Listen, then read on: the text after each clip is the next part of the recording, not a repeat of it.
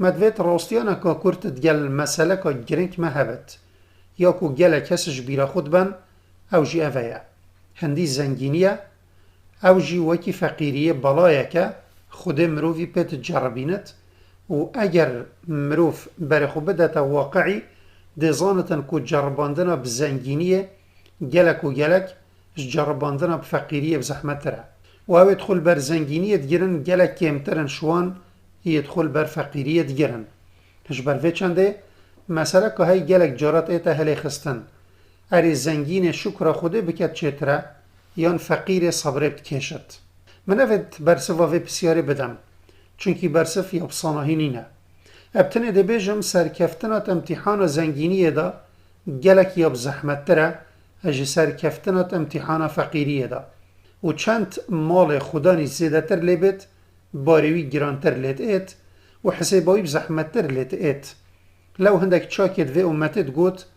او دعایش خوده بکد که مالوی زیده تر لیبت او یه دعای جید کد که راستیانوی المحشر بو حساب درشتر لیبت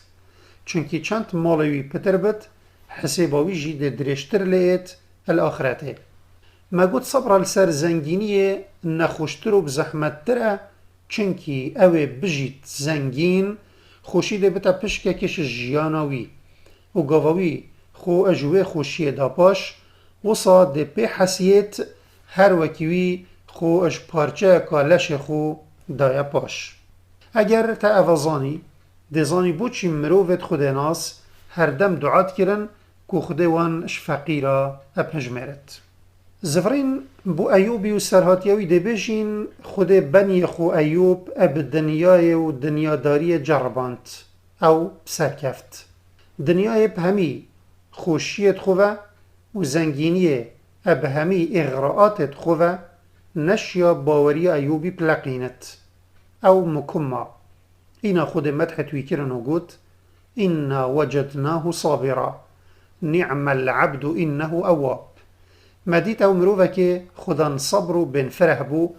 او تمی گاو دمادا الخدای خود زفری و خود البیرا خود ایناوه بوان اوید عجب گرتیت مینن دم گوهل بحث صبر ایوبی لسر نخوشیت بده بیجین عجب گرتی نبن